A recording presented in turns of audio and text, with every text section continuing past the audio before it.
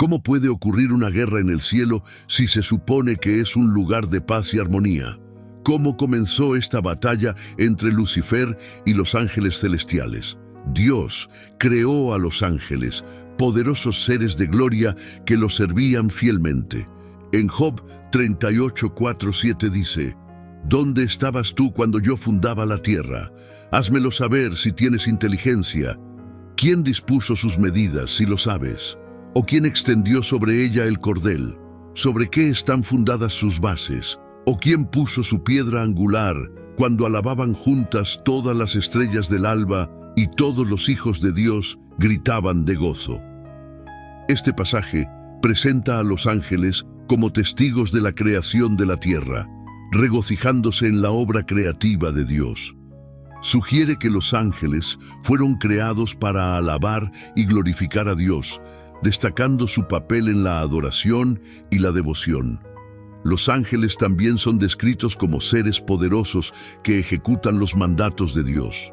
En Salmos 103, 20, 21 dice: «Bendecid a Jehová, vosotros sus ángeles, poderosos en fortaleza, que ejecutáis su palabra, obedeciendo a la voz de su precepto. Bendecid a Jehová, vosotros todos sus ejércitos, ministros suyos, que hacéis su voluntad». Este pasaje enfatiza la obediencia y el servicio de los ángeles, indicando que ellos están dedicados a cumplir la voluntad de Dios. Son retratados como seres poderosos que ejecutan los comandos de Dios con precisión y obediencia. En Hebreos 1:14, los ángeles son descritos como espíritus ministradores, enviados para servir a favor de los que han de heredar la salvación. Este verso destaca el papel de los ángeles como servidores de Dios, enviados para ayudar y auxiliar a los creyentes en su jornada de fe. Uno de esos ángeles, Lucifer, era particularmente magnífico, adornado con belleza y sabiduría. Sin embargo, el orgullo se infiltró en el corazón de Lucifer. Él deseó exaltarse por encima de Dios. La rebelión de Lucifer no fue solo contra Dios, sino también contra su orden establecida. Procuró derrocar la autoridad de Dios y ocupar su lugar. En Ezequiel 28, 12, 15 obtenemos vislumbres de la posición exaltada de Lucifer y su subsecuente caída. «Hijo de hombre, levanta endechas sobre el rey de Tiro y dile: así ha dicho Jehová el Señor, tú eras el sello de la perfección, lleno de sabiduría y acabado de hermosura. En Edén, en el huerto de Dios estuviste, de toda piedra preciosa era tu vestidura, de cornerina, topacio, jaspe, crisólito, berilo y ónice, de zafiro, carbunclo, esmeralda y oro. Los primores de tus tamboriles y flautas estuvieron preparados para ti en el día de tu creación. Tú, querubín grande, protector, yo te puse en el santo monte de Dios. Allí estuviste. En medio de las piedras de fuego te paseabas. Perfecto eras en todos tus caminos desde el día que fuiste creado, hasta que se halló en ti maldad». Estos versículos retratan a Lucifer como un ser de belleza y sabiduría incomparables, creado por Dios para servir como un querubín guardián en los reinos celestiales. Habitaba en la presencia de Dios, rodeado de esplendor y majestuosidad, pero su corazón se corrompió por el orgullo. Isaías 14, 12, 15 ofrece más perspectiva sobre la caída de Lucifer. «¿Cómo caíste del cielo, oh lucero, hijo de la mañana? Cortado fuiste por tierra, tú que debilitabas a las naciones, tú que decías en tu corazón: subiré al cielo, en lo alto, junto a las estrellas de Dios, levantaré mi trono, y en el monte del testimonio me sentaré a los lados del norte. Sobre las alturas de las nubes subiré, y seré semejante al Altísimo. Mas tú, derribado, eres hasta el Seol, a los lados del abismo». La rebelión de Lucifer estaba enraizada en su deseo de exaltarse por encima de Dios, de ser igual al Altísimo. Su orgullo lo llevó a codiciar el trono de Dios y a buscar establecer su propio reino aparte de la autoridad de Dios. Esta rebelión resultó en su expulsión del cielo y su transformación en Satanás, el adversario. La historia de la rebelión de Lucifer sirve como una advertencia contra los peligros del orgullo y la locura de buscar exaltarse por encima de Dios. Nos recuerda que la verdadera grandeza viene de la humildad y la obediencia a la voluntad de Dios. La caída de Lucifer es una historia de advertencia que destaca la naturaleza destructiva del orgullo y la rebelión contra Dios. Su historia sirve como un recordatorio de las consecuencias de desviarse de la voluntad de Dios en busca de exaltarse. Este pasaje revela los deseos orgullosos de Lucifer de exaltarse por encima de Dios y establecer su propio reino. Él intentó usurpar la autoridad de Dios y ocupar su lugar legítimo, pero su rebelión llevó a su caída y expulsión del cielo. Ezequiel 28:17 describe con mayor detalle el motivo de la caída de Lucifer. Se enalteció tu corazón a causa de tu hermosura, corrompiste tu sabiduría a causa de tu esplendor. Yo te arrojé por tierra, delante de los reyes te puse, para que miren en ti. La belleza y la sabiduría de Lucifer fueron corrompidas por su orgullo, llevándolo a su caída final. Su historia sirve como una advertencia contra los peligros de la vanidad y el egocentrismo, recordándonos la importancia de la humildad y la obediencia a Dios. Las consecuencias de la caída de Lucifer fueron severas. Fue expulsado del cielo y se convirtió en conocido como Satanás, el adversario. Apocalipsis 12:9 describe su destino. Y fue lanzado fuera el gran dragón, la serpiente antigua que se llama Diablo y Satanás, el cual engaña al mundo entero. Fue arrojado a la tierra y sus ángeles fueron arrojados con él. La caída de Lucifer sirve como un recordatorio de que el orgullo es una fuerza peligrosa y destructiva que puede llevar a la ruina espiritual. Nos enseña la importancia de la humildad y la obediencia a la voluntad de Dios, recordándonos siempre buscar su gloria por encima de nuestro propio orgullo y ambición.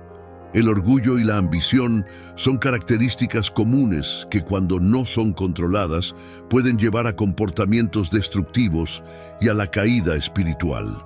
La Biblia proporciona varias historias y enseñanzas sobre los peligros del orgullo y la ambición, instándonos a cultivar la humildad y el contentamiento. Proverbios 16:18 advierte: antes del quebrantamiento es la soberbia, y antes de la caída, la altivez de espíritu. Este verso destaca la correlación entre el orgullo y la caída, enfatizando la importancia de la humildad para evitar tal destino. La narrativa bíblica de la rebelión de Lucifer y su subsecuente expulsión del cielo sirve como un poderoso recordatorio de las consecuencias de la desobediencia y el orgullo. Lucifer, antes un hermoso y poderoso ángel, fue expulsado del cielo por su deseo de exaltarse por encima de Dios. Apocalipsis 12:7-9 describe aún más el conflicto en el cielo y la expulsión de Lucifer. Entonces hubo guerra en el cielo. Miguel y sus ángeles luchaban contra el dragón, y luchaban el dragón y sus ángeles, pero no prevalecieron, ni se halló ya lugar para ellos en el cielo. Y fue lanzado fuera el gran dragón, la serpiente antigua, que se llama Diablo y Satanás, el cual engaña al mundo entero. Fue arrojado a la tierra, y sus ángeles fueron arrojados con él. Isaías 14:12-15 describe la caída de Lucifer en toda su gracia. ¿Cómo caíste del cielo, oh lucero, hijo de la mañana? Cortado fuiste por tierra, tú que debilitabas a las naciones. Tú que decías en tu corazón: subiré al cielo. En lo alto, junto a las estrellas de Dios, levantaré mi trono, y en el monte del testimonio me sentaré a los lados del norte. Sobre las alturas de las nubes subiré, y seré semejante al Altísimo. Mas tú derribado eres hasta el Seol, a los lados del abismo. Este pasaje ilustra las ambiciones orgullosas de Lucifer, y su deseo de exaltarse por encima de Dios. Su rebelión llevó a su expulsión del cielo y su transformación en Satanás, el adversario. Este pasaje retrata la batalla épica entre el bien y el mal, culminando en la expulsión de Satanás y sus seguidores del cielo. La historia de la caída de Lucifer sirve como un recordatorio de que la desobediencia y la rebelión contra la voluntad de Dios tienen consecuencias severas. Nos enseña la importancia de la humildad y la obediencia, instándonos a aprender de los errores de Lucifer y a permanecer fieles a los mandamientos de Dios. Que podamos atender a esta advertencia y esforzarnos por vivir vidas que honren y glorifiquen a Dios en todo lo que hacemos. El dragón y sus ángeles libraron una guerra, pero no prevalecieron, y ya no se halló lugar para ellos en el cielo. Apocalipsis 12, 7, 8 relata la guerra en el cielo. Aunque Satanás probablemente esté destinado al infierno, no está presente allí actualmente. Es común ver caricaturas que retratan a Satanás con un traje rojo, un tridente y una cola puntiaguda, pero tales folclores medievales difícilmente son fieles a la imagen bíblica. En Job 1, Satanás es mencionado como teniendo acceso al cielo y visitando la presencia de Dios allí. Esto nos lleva a Apocalipsis 12, donde el diablo y sus secuaces marchan sobre el cielo, creando un conflicto cósmico espiritual. Mientras el dragón luchaba, no prevalecía. El arcángel Miguel era el campeón de Dios y el comandante general de las fuerzas divinas. Leemos sobre Miguel y sus ángeles, siendo el ser angelical más conocido en la Biblia, probablemente Miguel junto con Gabriel. Daniel nos introduce a Miguel, cuyo nombre significa «¿Quién es como Dios?». Muchos padres que nombran a sus hijos Miguel no tienen idea del significado profundo de este nombre. Miguel es presentado por el profeta Daniel como un príncipe protector y guerrero celestial. En el libro de Apocalipsis, Miguel y sus ángeles lucharon contra el dragón, que representa a Satanás, y sus ángeles caídos. Esta es una escena dramática de batalla entre ángeles fieles y ángeles rebeldes. Satanás, el dragón, no es equivalente a Dios, ya que Dios no tiene igual. Miguel, el principal ángel guerrero, se opone a este jefe de los ángeles caídos. La batalla entre Miguel y Satanás también es mencionada en Judas 1:9, donde se describe un enfrentamiento previo entre ellos. Aquí, Satanás intentaba interferir en el plan de Dios para el fin de los tiempos.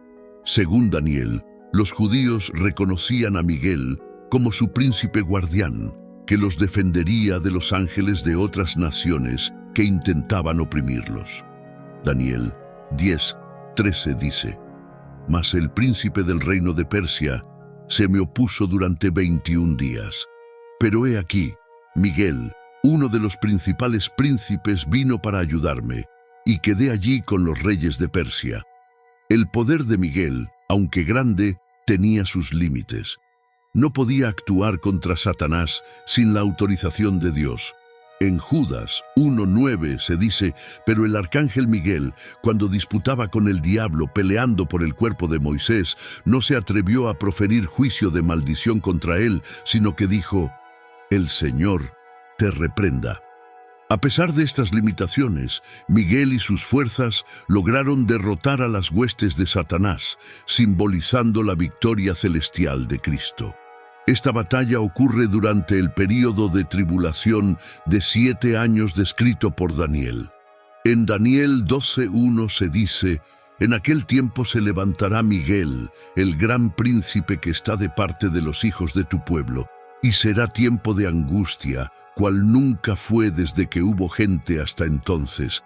Pero en aquel tiempo será libertado tu pueblo, todos los que se hallen escritos en el libro». Sabemos que esta batalla es real, aunque se libra en el ámbito espiritual.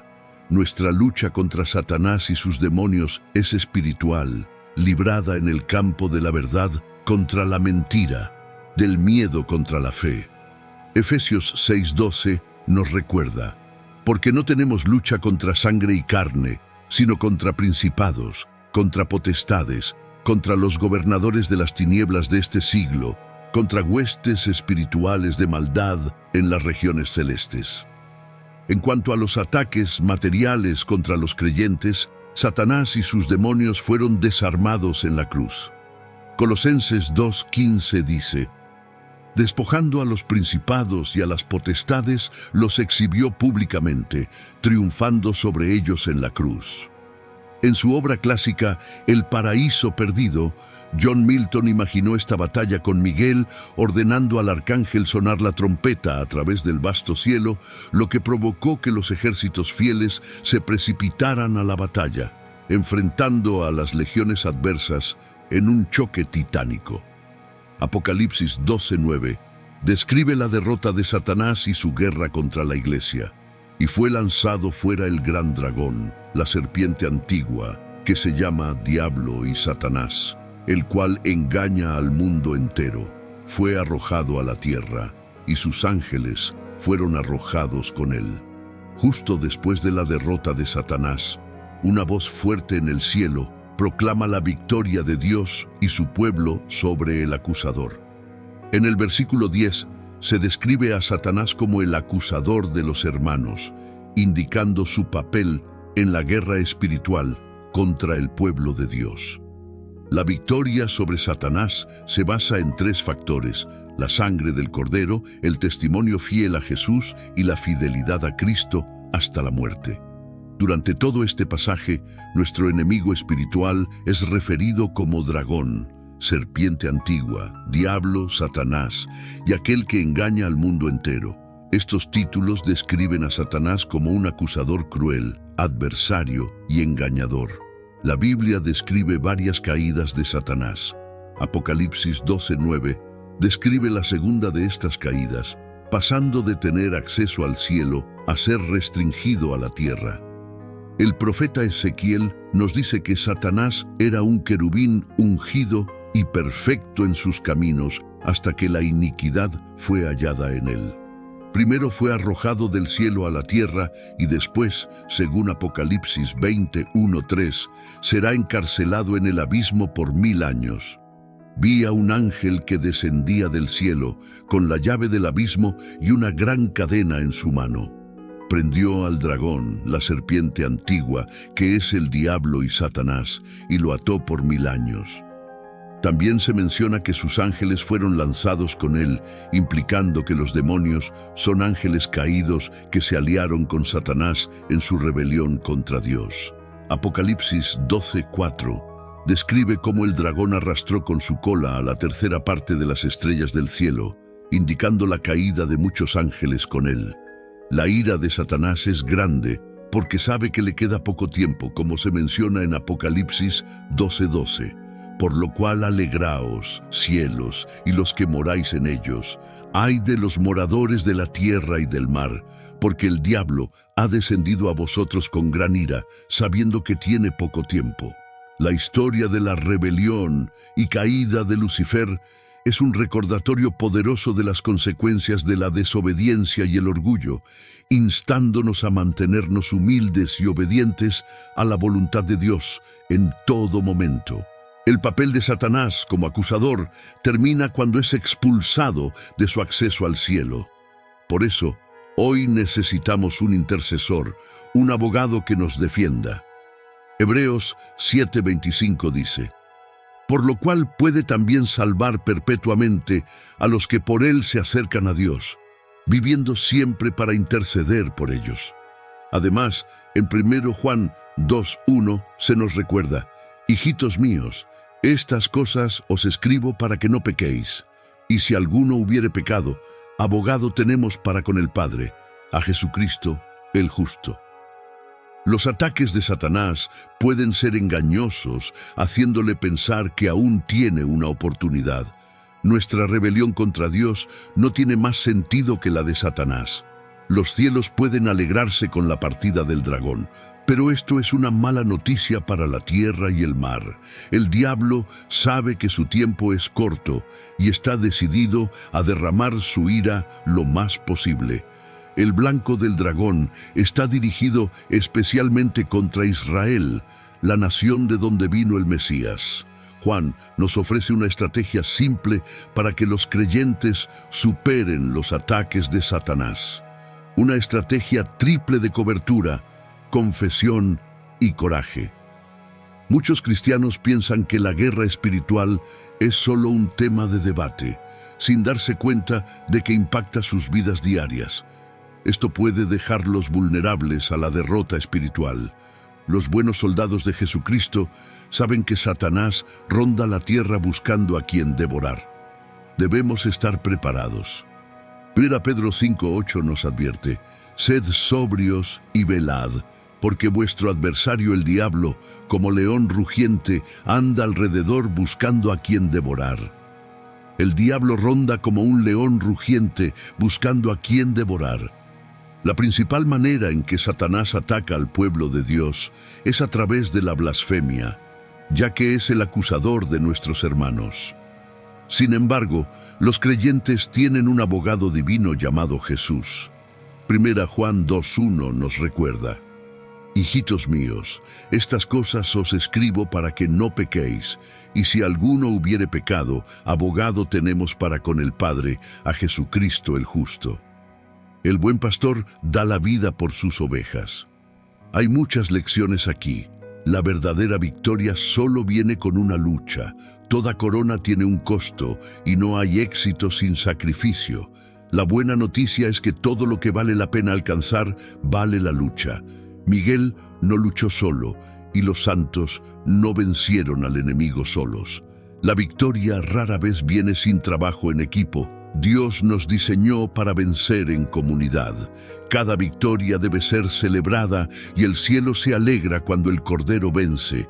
Cuanto mayor es la victoria, mayor es la celebración. Jesús confirma esto en Lucas 10:18 y les dijo: yo veía a Satanás caer del cielo como un rayo. Esta declaración fue hecha en respuesta al retorno de los 70 o 72 discípulos que Jesús había enviado para evangelizar y preparar el camino para Jerusalén. De acuerdo con el Evangelio de Lucas, Jesús había dado a estos discípulos instrucciones específicas. Lucas 10:1 dice: después de estas cosas, designó el Señor también a otros 70, a quienes envió de 2 en 2 delante de él, a toda ciudad y lugar a donde él había de ir. Imaginen esto. Tras completar su misión, un grupo de 70 personas regresó con un informe. Sus rostros se iluminaban de alegría y sorpresa mientras compartían sus descubrimientos. Lucas 10:17-18 dice: y volvieron los 70 con gozo, diciendo: Señor, aún los demonios se nos sujetan en tu nombre. Y les dijo: yo veía a Satanás caer del cielo como un rayo. Este fue un buen día, un día productivo para los discípulos de Jesús. A pesar de la confusión y las dificultades, lograron difundir el mensaje de esperanza y amor a aquellos que más lo necesitaban, y sus esfuerzos fueron exitosos. Todos los 70 regresaron, ninguno de los corderos fue devorado por los lobos. En Lucas 10:9, Jesús dio instrucciones a los 70 discípulos que envió a predicar el Evangelio. A diferencia de los 12 discípulos, a quienes previamente había comisionado en Lucas 9:1-2 para expulsar demonios, Jesús no había dado instrucciones tan explícitas a los 70. Sin embargo, mientras realizaban su ministerio, descubrieron que también tenían el poder de expulsar demonios. Esta bendición inesperada fue un recordatorio de que cuando actuamos con fe y audacia en lo que Jesús nos dice que hagamos, podemos anticipar que Él nos bendecirá de maneras que superan nuestras expectativas. Es un testimonio del poder de la obediencia y la fidelidad de Dios para con aquellos que confían en Él. Lucas 10:9 dice: y sanad a los enfermos que en ella haya, y decidles: el reino de Dios se ha acercado a vosotros.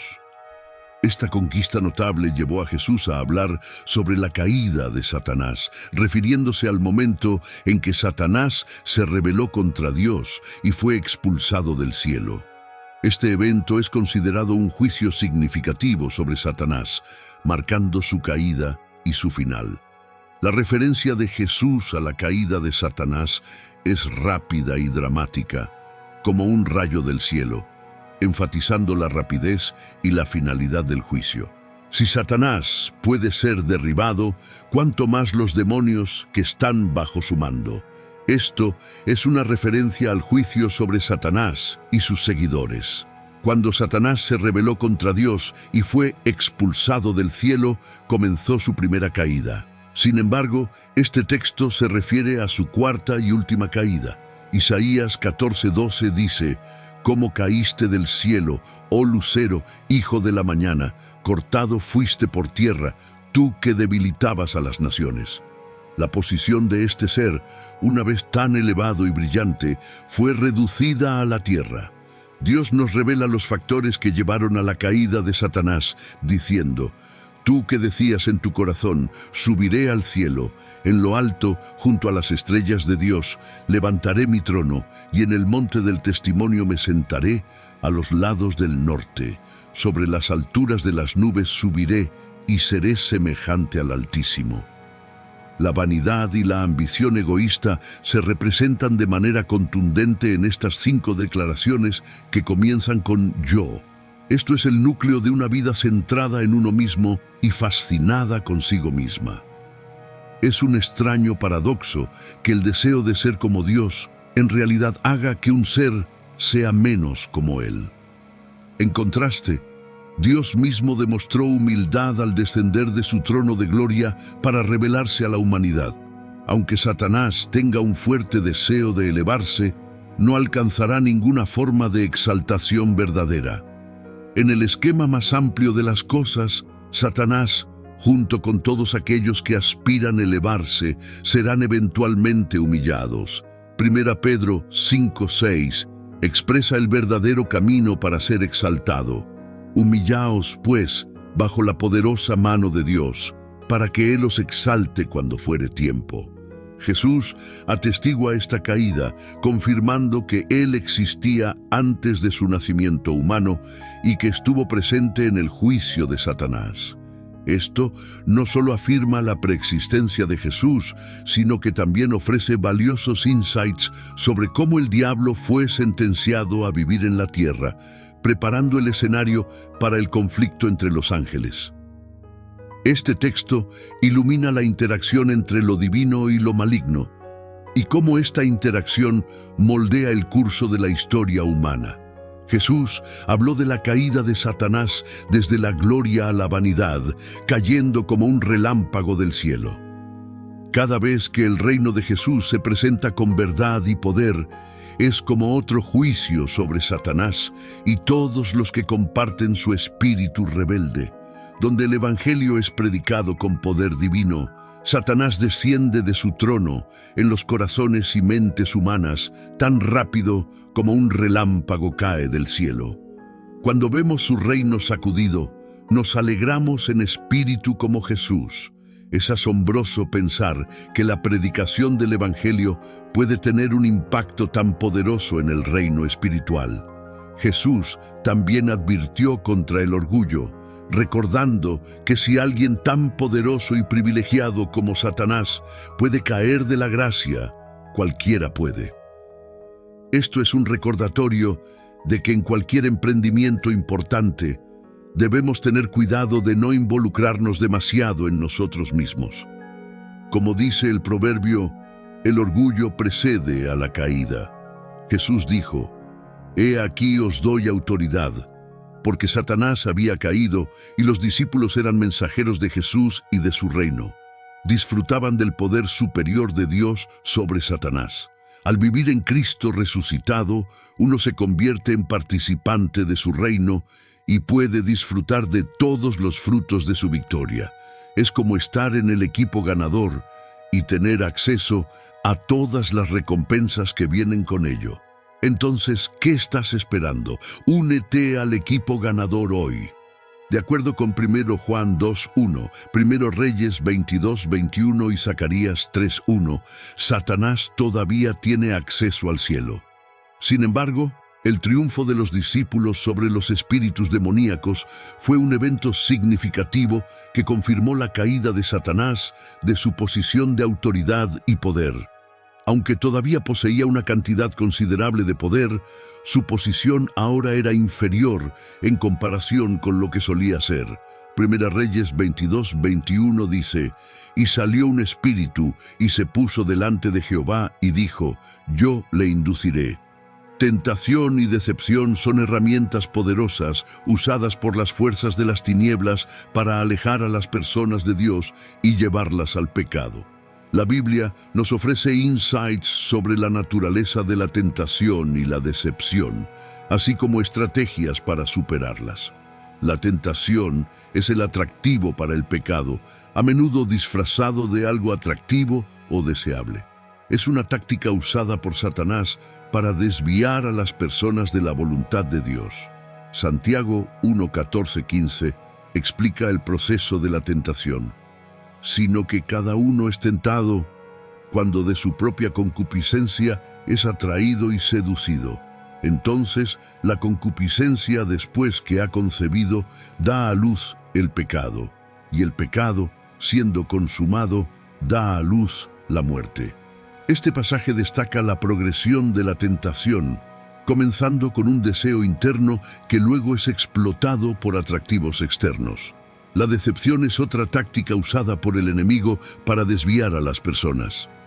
2 Corintios 11:14 advierte: «Y no es maravilla, porque el mismo Satanás se disfraza como ángel de luz». Este verso enfatiza la naturaleza engañosa de Satanás, que se disfraza como algo bueno y atractivo para engañar a las personas. Una de las historias más famosas de tentación en la Biblia es la tentación de Jesús en el desierto. Mateo 4:1-11 relata cómo Satanás tenta a Jesús 3 veces, cada vez tratando de hacerlo pecar.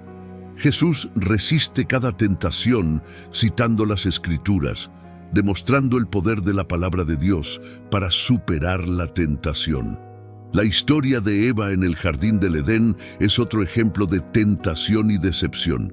Génesis 3:6 describe cómo Eva fue tentada por la serpiente a comer el fruto prohibido, llevando a la caída de la humanidad. Esta historia ilustra las consecuencias devastadoras de ceder a la tentación y la importancia de estar vigilante contra la decepción. A pesar del poder de la tentación y la decepción, la Biblia ofrece estrategias para superarlas. Santiago 4:7 proporciona una directriz clara: «Someteos pues a Dios, resistid al diablo, y huirá de vosotros». Este verso enfatiza la importancia de someterse a la autoridad de Dios y resistir las tentaciones del maligno. 1 Corintios 10:13 ofrece aliento: «No os ha sobrevenido ninguna tentación que no sea humana, pero fiel es Dios, que no os dejará ser tentados más de lo que podéis resistir, sino que dará también juntamente con la tentación la salida para que podáis soportar». El papel de Miguel es prominente en la Biblia, frecuentemente retratado como un poderoso arcángel que sirve como defensor y protector del pueblo de Dios. Su nombre significa «quien es como Dios» y refleja su papel como guerrero en el reino espiritual. El Señor te reprenda.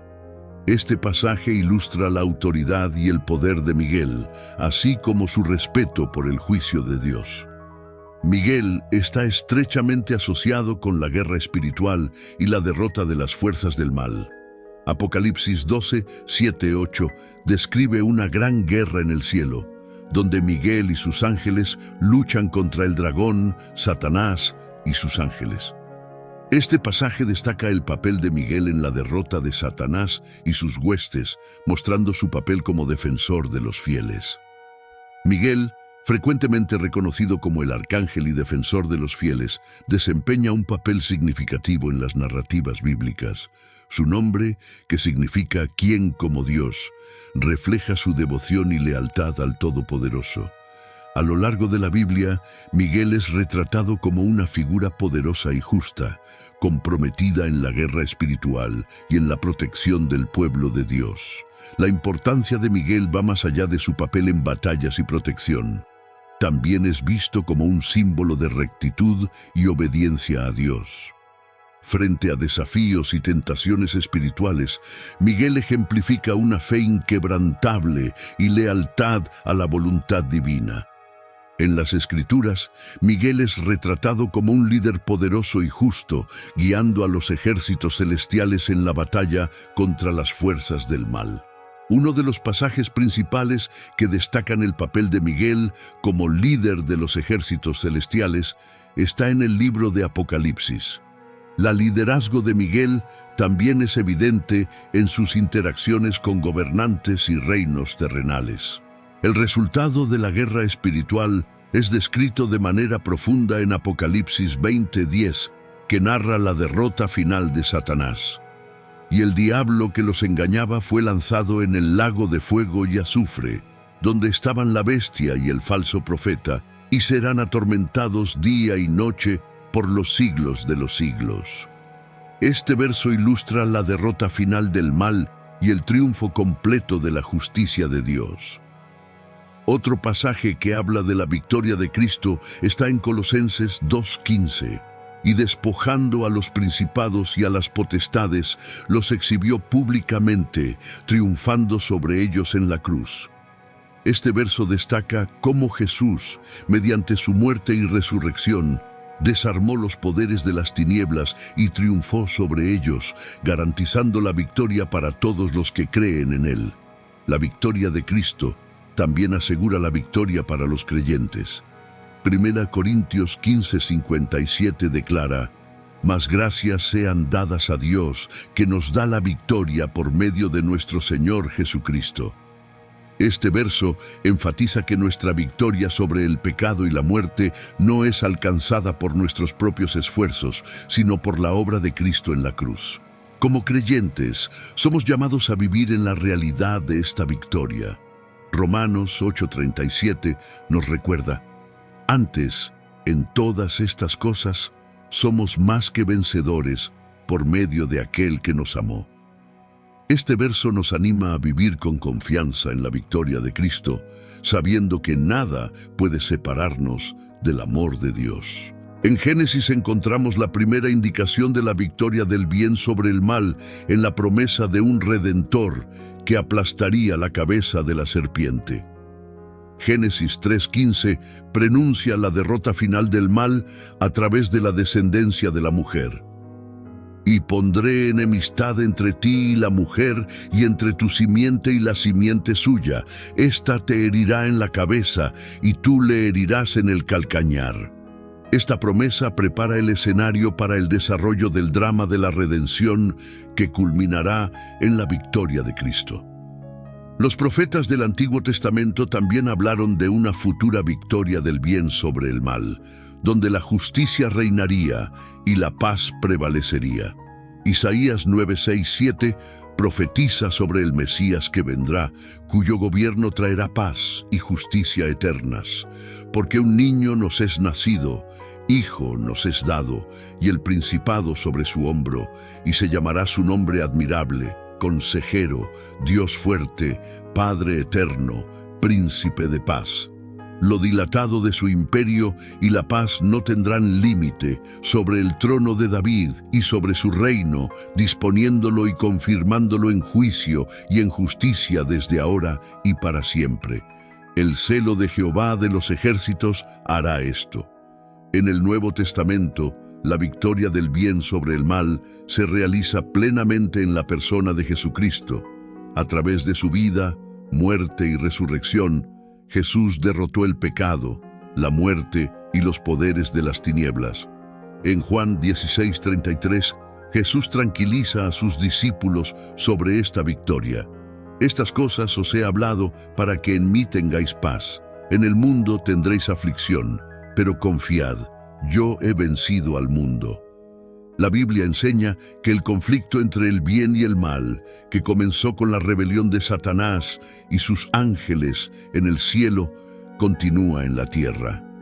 Esta guerra espiritual es una realidad constante en la vida de los creyentes y estamos llamados a estar preparados y ser vigilantes. La guerra espiritual es una realidad continua que los creyentes deben enfrentar, pero la Biblia proporciona orientación y aliento para navegar en esta batalla. Efesios 6:12 describe la naturaleza de este conflicto. Porque no tenemos lucha contra sangre y carne, sino contra principados, contra potestades, contra los gobernadores de las tinieblas de este siglo, contra huestes espirituales de maldad en las regiones celestes. Este verso enfatiza que la verdadera batalla es espiritual, involucrando fuerzas invisibles del mal que buscan oponerse al propósito de Dios y dañar a su pueblo. Una de las principales tácticas del enemigo en la guerra espiritual es la decepción. 2 Corintios 11:14 advierte, y no es maravilla, porque el mismo Satanás se disfraza como ángel de luz. Este verso destaca la naturaleza engañosa del enemigo, que busca engañar a las personas y apartarlas de la verdad de la palabra de Dios. En respuesta a este conflicto continuo, los creyentes son llamados a ser vigilantes y a vestir toda la armadura de Dios. Efesios 6:13-17 proporciona una descripción detallada de esta armadura que incluye el cinturón de la verdad, la coraza de justicia, las sandalias del Evangelio de la paz, el escudo de la fe, el casco de la salvación y la espada del Espíritu, que es la palabra de Dios. Al vestir esta armadura, los creyentes pueden permanecer firmes contra los planes del enemigo y continuar proclamando la verdad del Evangelio. Otro aspecto crucial del papel del creyente en el conflicto espiritual es la oración. Efesios 6:18 anima a los creyentes a orar en el Espíritu en todo momento, con toda clase de oraciones y peticiones. Con esto en mente, estén alertas y perseveren en oración por todos los santos.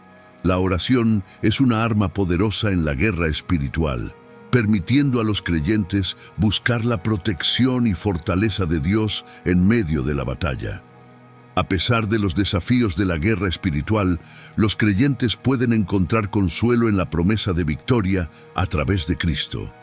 1 Juan 4:4 declara: Hijitos, vosotros sois de Dios, y los habéis vencido, porque mayor es el que está en vosotros que el que está en el mundo. Este verso recuerda a los creyentes que no están solos en la batalla, sino que Dios está con ellos, capacitándolos para vencer las fuerzas del mal. Esta influencia del mal a menudo se manifiesta a través del pecado, la tentación y las acciones de aquellos que rechazan la voluntad de Dios. Sin embargo, la Biblia también ofrece esperanza y garantía a los creyentes, enfatizando que el poder de Dios es mayor que la influencia del mal. 1 Juan 5:19 dice: Sabemos que somos de Dios y el mundo entero está bajo el maligno. Este verso destaca la realidad de que el mal tiene dominio sobre el mundo, llevando a las personas lejos de Dios y promoviendo el pecado y la desobediencia. A pesar de la influencia del mal en el mundo, la Biblia asegura a los creyentes que Dios es mayor que el mal y que ha vencido al mundo. Juan 16:33 dice: Estas cosas os he hablado para que en mí tengáis paz. En el mundo tendréis aflicción, pero confiad, yo he vencido al mundo. Este verso ofrece consuelo y esperanza a los creyentes, recordándoles que pueden tener paz en medio de un mundo atribulado por causa de la victoria de Cristo sobre el mal. En 1 Pedro 5:8, los creyentes son advertidos a estar vigilantes contra los planes del diablo que busca engañar y destruir. Sed sobrios y velad, porque vuestro adversario el diablo, como león rugiente, anda alrededor buscando a quien devorar. Este verso enfatiza la importancia del discernimiento espiritual y la resistencia a la influencia del mal. A pesar de la influencia pervasiva del mal en el mundo, la Biblia ofrece esperanza y garantía a los creyentes. Romanos 8:37-39 declara: Antes, en todas estas cosas, somos más que vencedores por medio de aquel que nos amó. Por lo cual estoy seguro de que ni la muerte, ni la vida, ni ángeles, ni principados, ni potestades, ni lo presente, ni lo porvenir, ni lo alto, ni lo profundo, ni ninguna otra cosa creada nos podrá separar del amor de Dios, que es en Cristo Jesús, Señor nuestro. Este pasaje enfatiza que nada puede separar a los creyentes del amor de Dios y que a través de Cristo tienen el poder de vencer la influencia del mal en el mundo. En medio de un mundo quebrantado y caído, la Biblia ofrece un mensaje de esperanza para la redención y restauración. Esta esperanza está enraizada en la promesa del amor y la gracia de Dios, que ofrece un camino para el perdón, la curación y la reconciliación. Isaías 43, 18, 19 promete: No os acordéis de las cosas pasadas, ni traigáis a memoria las cosas antiguas. He aquí que yo hago cosa nueva, pronto saldrá a luz. ¿No la conoceréis? Otra vez abriré camino en el desierto y ríos en la soledad. Este verso enfatiza la capacidad de Dios para traer novedad y restauración, incluso en las circunstancias más desoladoras. Otro pasaje que habla sobre la esperanza para la redención está en Romanos 8:18, que dice: Pues tengo por cierto que las aflicciones del tiempo presente no son comparables con la gloria venidera que en nosotros ha de manifestarse. Este verso destaca que las pruebas y tribulaciones de esta vida son temporales y pálidas, en comparación con la gloria y redención que aguardan a los creyentes en el futuro. La expresión máxima de la esperanza para la redención está en la persona y obra de Jesucristo. A través de su vida, muerte y resurrección, Jesús derrotó el pecado, la muerte y los poderes de las tinieblas, asegurando la victoria para todos los que creen en Él. Jesús proporcionó un camino para que la humanidad se reconciliara con Dios y experimentara la verdadera redención. Romanos 5:8 declara: Pero Dios demuestra su amor para con nosotros, en que siendo aún pecadores, Cristo murió por nosotros. Este verso destaca la profundidad del amor de Dios y su disposición a sacrificar a su Hijo para la redención de la humanidad. Además de la esperanza para la redención personal, la Biblia también habla sobre la esperanza para la redención de toda la creación. Romanos 8:19-21 dice: Porque el anhelo ardiente de la creación es el aguardar la manifestación de los hijos de Dios, porque la creación fue sometida a vanidad, no por su propia voluntad, sino por causa de aquel que la sometió en esperanza, de que la creación misma será libertada de la esclavitud de corrupción a la libertad gloriosa de los hijos de Dios. Este pasaje enfatiza que el plan redentor de Dios se extiende más allá de la salvación individual hacia la restauración de toda la creación. La esperanza de la redención no es solo una promesa futura, sino una realidad presente que los creyentes pueden experimentar en sus vidas. 2 Corintios 5:17 dice: De modo que si alguno está en Cristo, nueva criatura es. Las cosas viejas pasaron, he aquí todas son hechas nuevas. Este verso destaca el poder transformador de la redención, que trae una nueva vida y una nueva identidad en Cristo. La batalla final se describe en detalles vívidos en el libro de Apocalipsis, donde las fuerzas del bien y del mal se enfrentan en un conflicto final que lleva al establecimiento del reino de Dios y al juicio de toda la creación. Apocalipsis 19, 11, 16 proporciona una descripción dramática de esta batalla final, retratando el retorno triunfante de Jesucristo como el Rey conquistador. Vi el cielo abierto, y he aquí un caballo blanco, y el que lo montaba se llamaba Fiel y Verdadero, y con justicia juzga y pelea. Sus ojos eran como llama de fuego, y había en su cabeza muchas diademas, y tenía un nombre escrito que ninguno conocía sino él mismo. Estaba vestido de una ropa teñida en sangre, y su nombre es la Palabra de Dios. Y los ejércitos celestiales, vestidos de lino finísimo, blanco y limpio, le seguían en caballos blancos. De su boca sale una espada aguda para herir con ella a las naciones, y él las regirá con vara de hierro, y él pisa el lagar del vino del furor y de la ira del Dios Todopoderoso. Y en su vestidura y en su muslo tiene escrito este nombre: Rey de Reyes y Señor de Señores. Este pasaje retrata a Jesús como el guerrero victorioso que juzgará a las naciones y establecerá su reino en la tierra. La batalla final sirve como un recordatorio de la soberanía de Dios y de su autoridad suprema sobre toda la creación. Salmos 2:1-4 declara: ¿Por qué se amotinan las gentes y los pueblos piensan cosas vanas? Se levantarán los reyes de la tierra y príncipes consultarán unidos contra Jehová y contra su ungido, diciendo: rompamos sus ligaduras y echemos de nosotros sus cuerdas. El que mora en los cielos se reirá, el Señor se burlará de ellos. Este pasaje enfatiza que ningún poder o autoridad puede resistir la soberanía de Dios y que Él triunfará sobre todos sus enemigos. La Biblia es una rica fuente de sabiduría y orientación, ofreciendo lecciones valiosas y reflexiones para los creyentes. Estas lecciones son atemporales y relevantes, proporcionando insights sobre cómo podemos vivir de acuerdo con la voluntad y el propósito de Dios. Confía en el Señor. Proverbios 3:5-6 aconseja: fíate de Jehová de todo tu corazón y no te apoyes en tu propia prudencia. Reconócelo en todos tus caminos y Él enderezará tus veredas. Este verso nos recuerda la importancia de confiar en el plan de Dios y buscar su orientación en todos los aspectos de nuestras vidas. Busca sabiduría. Proverbios 2:6 dice: porque Jehová da la sabiduría, y de su boca viene el conocimiento y la inteligencia.